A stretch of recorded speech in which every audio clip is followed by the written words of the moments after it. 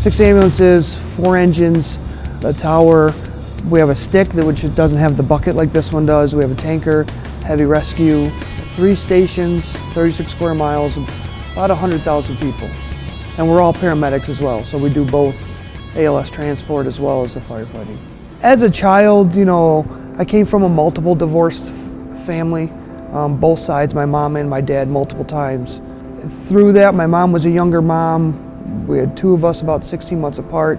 So, young age, I was left alone a lot, and from real young, I mean 4 or 5 years old.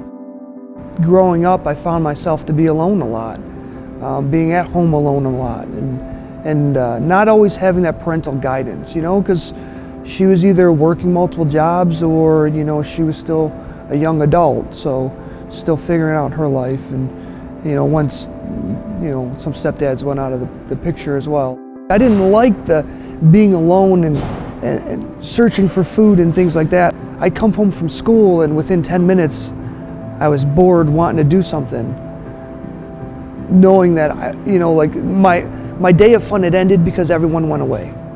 So now I was home and everyone was gone, and now I was by myself. I had the run of the mill, right? So my mom was working 2 jobs or doing this and that, and I could have done anything at any time. Really, I had the perfect scenario to set up for me to go into drugs or bad habits or a bad lifestyle, and I didn't. And, you know, and there were situations I got into that it could have gone either way. I could have ended up on the bad side or the good side, and it just I always ended up on the good side, you know, and it wasn't me at work. I mean, I did my part in it, but it wasn't me at work, it was someone else looking out for me. I had one friend in particular that, you know, we were really good friends, and pretty much I'd hang out with them every day, so they were by far a godsend. I don't know what I would have done without that family. I had some great guidance. A lot of times it's where I got most of my meals, kind of thing, and they were a God-driven family for sure.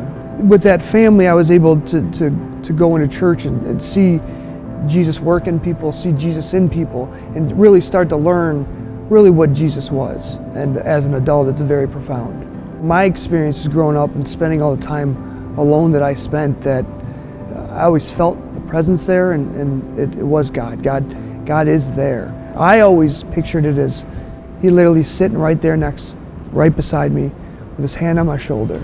You know, in church when I do worship, close my eyes and I can feel God there. Really, if you call out to Him, He's going to answer you. It's definitely hard, but you're not alone. God is with you. It might be something as simple as a little tug of 5 minutes of more happiness than maybe the down that you're feeling, but God is there.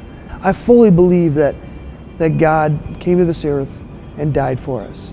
It's very profound for me that God would love us so much and give up so much for us and do that for us. So if you think about my mentality of serving other people and making that sacrifice for other people, I mean, that is by far the benchmark and beyond.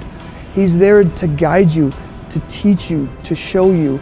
There's so many things that He does in your life that I mean, I would hate for someone to miss that. It's okay to hurt, and it's okay to have those feelings, but understand you're not alone.